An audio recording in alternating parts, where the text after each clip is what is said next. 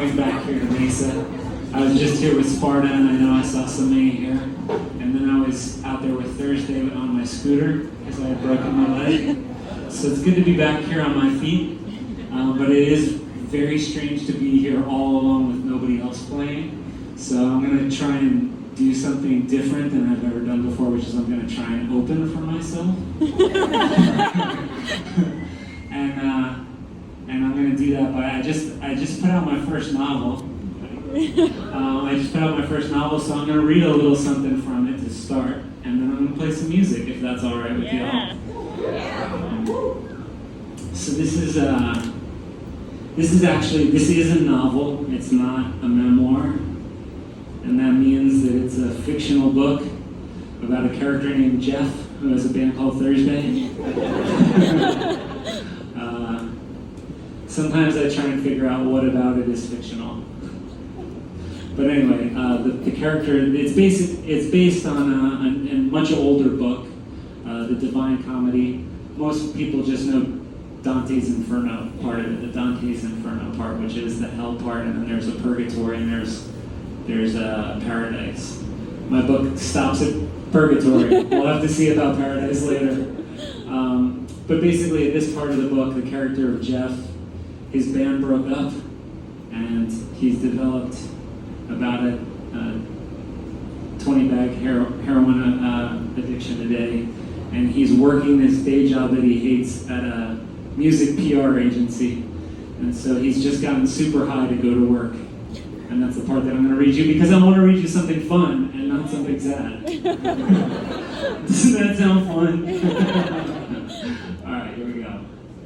Just another day of standing in front of my office on West Street at 9:45 a.m. Another day of construction. A set of contractors hunched over some blueprints, disagreeing loudly about how best to bring down the whole goddamn wall. Three guys in black hoodies huddled in a doorway, whispering. One of them points his finger at me, cocks his thumb, and mouths the word bang. Just what I need, another mystery, another headache. Another sniff of dope before work, and then I'm inside and I'm sideways, peeling my face off the cold aluminum surface of my desk. A thick strand of spit gluing my cheek to the computer's keyboard. Here he is, my coworker announces, waving our office phone's receiver in front of my slowly opening eyes. He silently mouths, conference call. He mouths, new client. He mouths something that looks like a school of dangerous fish have blossomed in the lobby. Grab a fistful of violets and meet me in the next life. I take the receiver and hold it to my ear. People are already having a conversation without me, but I can't stop thinking about what my coworker said as he handed me the phone. I can almost see the vibrant colors of the dangerous fish swimming in the lobby. What was it he said? Blooming? Yes, I can see the fish unfolding color after iridescent color, peeling off from a central school and swimming down the halls, over and around the desks and computers. A voice on the phone is saying, not so much fascist sympathies as a preoccupation with certain iconic symbols of the Second World War. Suddenly all the fish are swimming in regiments. I put my hand over the mouthpiece. What the fuck? My coworker kicks my chair and shakes his head, mouths, don't start. I hold the receiver away from my face and squint at it. What else had he said? Grab a fistful of violets and meet me in the next life? I open the top drawer of my desk, revealing an economy-sized bag of Skittles. Green, red, purple. Violets, I tell my coworker, forgetting to shield the mouthpiece. The conference falls silent. No one speaks. My coworker raises a firm hand above my head to demonstrate that I'm an animal and he's my trainer. The phone crackles, who is this? The bag splits, raining candy out across our desks.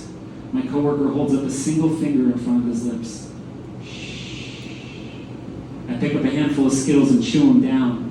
The sugar hits immediately, reactivating the heroin in my bloodstream, sending a wave of euphoria out through the office.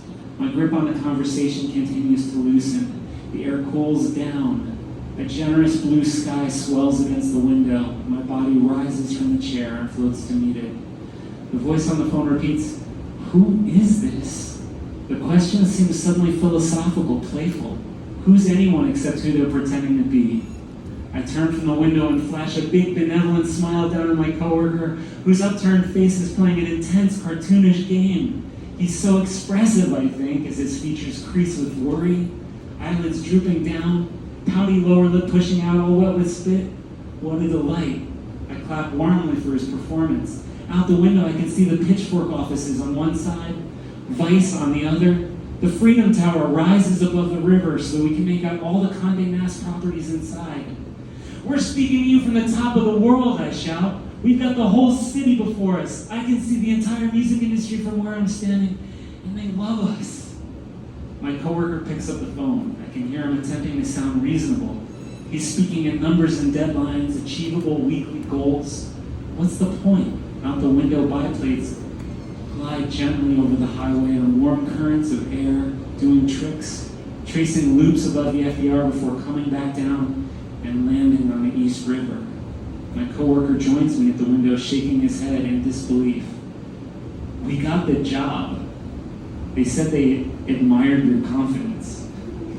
I place my hand against the glass covering the sun. The light breaks into rays between my fingers.